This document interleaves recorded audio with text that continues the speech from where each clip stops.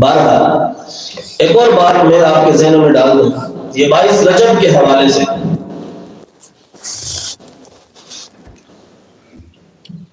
22 رجب المرجب اہل سنت و جماعت کے نزدیک تو ہم سب جانتے ہیں کہ جس میں سیدنا حضرت امیر معاویہ رضی اللہ تعالیٰ عنہ کا وصال ہوا، یہاں تک بات بالکل کلیئر ہے۔ لیکن کچھ لوگوں کا سوال ہوتا ہے کہ کنڈے کیا کرنے ہو دوسرے کچھ نہیں، امام جعفر صادق پاک نہ اسے ذکر کیا کرنے ہو دوسری، یہ عموماً سوال ہے لوگوں کے دماغ میں۔ آپ جان لیں کہ سب سے پہلے بات تو یہ ہے کہ ہم نے سیدنا امیر معاویہ رضی اللہ تعالیٰ عنہ کی وصال پر ہمیں خوشی نہیں ہوئی، نہ مجھے، نہ میرے اساتذہ کو، نہ میرے پیروں کو، نہ میرے والدین کو، نہ کسی اکابرین امت میں سے کسی کو خوشی ہوئی۔ وصال ہوا، ہر بندے کا وصال ہوتا ہے، لیکن نیاز کیوں کرتے ہو جی؟ سوال یہ ہے،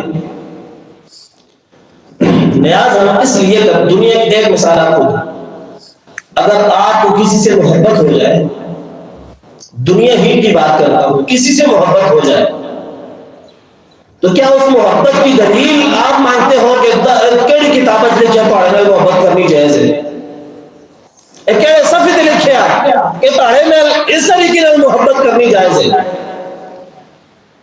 جب محبت کے لیے دنیا میں کوئی بندہ دلیل نہیں مانگتا تو پھر اگر حضور کی آل سے محبت کرنے والا اگر سیدنا امام جعفر صادق پاک کو اپنے نانے کا جبہ ملنے پر اگر وہ خوشی میں نیاز تقسیم کرتے تھے اور اس کو یاد کرتے ہوئے آج اہل سنت و جماعت اگر نیاز کر دیتا ہے تو اس کا یہ مطلب تو نہیں کہ وہ سیدنا امیر معاویہ کے مخالف ہو گیا یا ان کی وفات پر وہ خوشیاں منا رہا ہے، ایسا ہرگز نہیں ہے۔ لہٰذا یہ دماغوں سے نکال لیں کہ مولوی عثمان کا عقیدہ معاویہ کے خلاف ہے، نہ میرا، نہ میرے باپ کا، نہ میرے پیر کا۔ صحابیت سب سے افضل ہے، صحابی کے مقام پر میں تو کیا میری آنے والی نسلیں بھی قربان، لیکن حضور کی آل سے محبت ایک الگ چیز ہے۔ اور یہ میں آپ کو بتا دوں، حضور کی آل کی محبت کے بغیر آپ خدا کی قسم جنت میں نہیں جا سکتا۔ ہماری بیٹی کے خلاف اگر کوئی بات کرے تو ہم اس کی زبان حلق سے کھینچ لیں، اور سونے نبی کی ذات پاک کے ساتھ، ان کی اولاد کے ساتھ یزید نے کیا کچھ نہیں کیا، اور اسی آخر کی انا چینا چینا جی یہ تو صحابی ہیں، کس نے صحابیت سے انکار کیا؟ اس لیے میرے نبی نے یہ بات آپ ذہن نشین کر لیں کہ میرے نبی نے ارشاد فرمایا کہ بندہ مومن تب تک کامل مومن ہو ہی نہیں سکتا جب تک اس کے دل میں میری اور میرے بچوں کی محبت نہیں پڑ جاتی۔ مسئلہ یہ ہے کہ آپ سب بولتے ہیں ہی نہیں۔ اللہ کے نبی نے 3 چیزیں ارشاد فرمائی، میری محبت سکھاؤ اپنی اولاد کو، اس کے بعد سکھایا میری اولاد کی محبت سکھاؤ، اور تیسرے نمبر پر ارشاد فرمایا کہ اب قرآن سکھاؤ ان کو۔ لگاؤ فتویٰ لگانے والے نے اپنے نبی پر فتویٰ لگاؤ کہ میرے نبی نے سوال ہے کہ اللہ تعالیٰ قرآن کا سب تو اعلیٰ کتاب ہے، قرآن نے بارش کی، ارشاد بھی فرمایا اے نبی اپنے بچے نے بارش کی، ارشاد فرمائی چھوڑیا۔ مطلب یہ ہے کہ ان کی محبت میں کچھ راز ہے تو اللہ کے نبی نے ارشاد فرمایا۔ کوئی بھی باپ اپنی اولاد سے محبت کرتا ہے تو فطرتی چیزیں ہیں، لیکن یہ وہ اعلیٰ گھرانہ ہے۔ آپ کو ایک بات بتا کر بات ختم کرتا ہوں، میں آپ کو عقیدے بیان نہیں کروں گا، میرے رب کو پتا ہے کہ میں کیا ہوں۔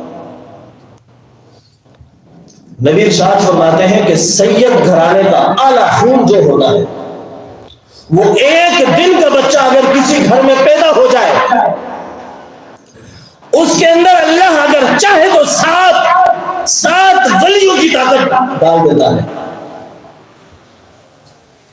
یہ میرے خون میں آپ میں سے جو سید نہیں ہے ان کے خون کا یہ کا مقام نہیں ہے. یہ سید کے خون کا مقام ہے کہ ایک دن کا بچہ 7 ولیوں کی طاقت رکھتا ہے اپنے اندر.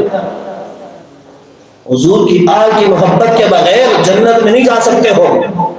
ویزا ٹکٹ ہونے کے اگر آپ کے پاس نہیں تو پاکستان سے باہر نہیں جا سکتے. اسی طرح آپ کے دل میں حضور کی محبت، حضور کی آل کی محبت نہیں ہے تو پل صراط پر نہیں چڑھ سکتے ہو. پل صراط پر کھڑے ہوگا میرا علی، مولا علی. مولا علی کی نفرت اگر دل میں ہے، اس کی اولاد کی نفرت اگر دل میں ہے، تو سوچو وہ بندہ کیسے اپنے نبی کو منہ دکھائے گا کہ جو بچوں کو تکلیف دیتا رہا. حسن حسین سیدہ پاک مولا علی کو دنیا میں تکلیف پہنچاتا رہا. اس لیے ہم کسی کا نام نہیں لیں گے، لیکن اتنا ضرور کہیں کہ ان کی محبت کے بغیر ہمارا ایمان نامکمل ہے. پھر کہنے لگا ہوں صحابیت سے کسی کا انکار نہیں. اول زمانے سے لے کر آخری زمانے تک جس نے جب اسلام قبول کیا صحابیت کا مقام ہوا، دونوں ہاتھوں سے سلام ہے. لیکن حضور کا مقام حضور کا مقام ہے. حضور کی آل اولاد کا مقام اس کی آل کا مقام ہے. بس اس کے بغیر کچھ نہیں ہے. اپنے بچوں کو آخری چیز بتانے لگا ہوں، حضور کی محبت، حضور کی آل کی محبت اور قرآن کی محبت ضرور سکھائیں. اللہ تعالی ہم سب کا حامی و ناصر ہو. وما علینا الا البلاغ المبین. اللہ